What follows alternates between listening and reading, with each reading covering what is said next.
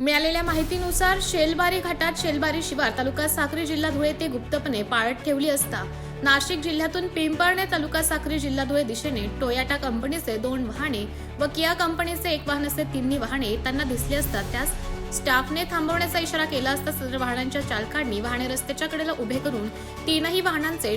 वाहन चालक अंतराचा फायदा घेऊन पळून गेले। त्यावेळी सदर वाहनाची तपासणी केली असता सदर वाहनामध्ये एकूण 71,73,000 रुपयांचा सदर मुद्देमाल वाहनासह जप्त करून फरार वाहन चालक मालकाविरुद्ध महाराष्ट्र दारूबंदी कायदा 1949 ची कलम 65 अ आणि ई 81 83 108 नुसार गुन्हा नोंद करण्यात आला आहे। सदरची कारवाई डीपी नेहुल निरीक्षक राज्य उत्पादक शुल्क शिरपूर विभाग श्री आर धनवटे निरीक्षक व दुय्यम निरीक्षक DS पाटील धुळे विभाग जवान सर्वश्री अमोल सुधाकर धनगर KM गोसावी हेमंत पाटील सुरेश शिरसाळे यांच्या पथकाने सदरची कार्यवाही केली असून सदर गुन्ह्याची फर्याद श्री अमोल धनगर यांनी दिली असून सदर गुन्ह्याचा पुढील तपास माननीय श्रीमती स्वाती काकडे मॅडम अधीक्षक राज्य उत्पादन शुल्क धुळे यांच्या मार्गदर्शनाखाली दुय्यम निरीक्षक श्री